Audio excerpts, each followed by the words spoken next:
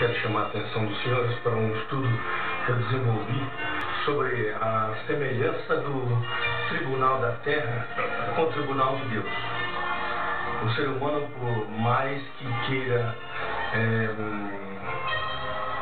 divergir das leis de Deus, ele acaba, por natureza, copiando as leis do céu.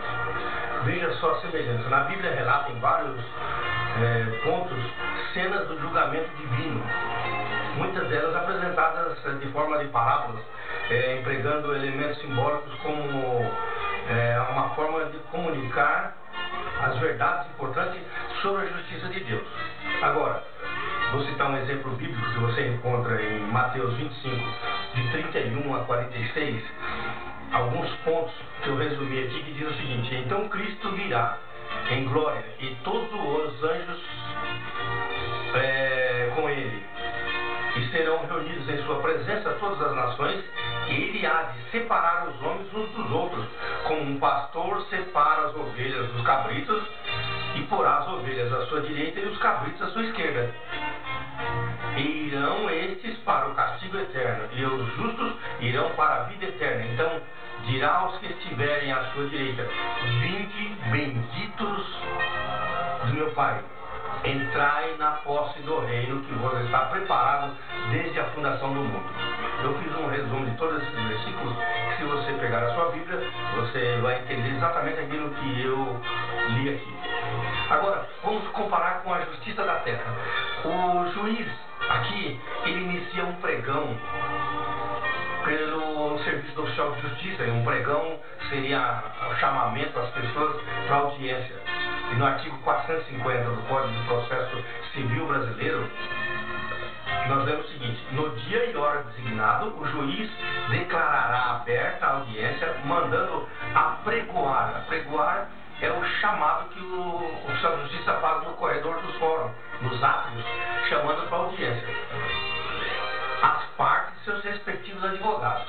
Isso que eu estou falando está no Código Civil, Código de Processo Civil Brasileiro, no artigo 450.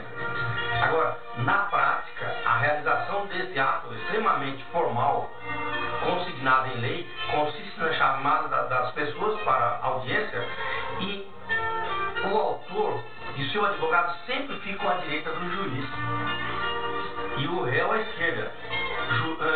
Juízes de algumas varas até colocam cartaz nesse sentido, principalmente nas varas do trabalho, ou seja, reclamado à direita e reclamantes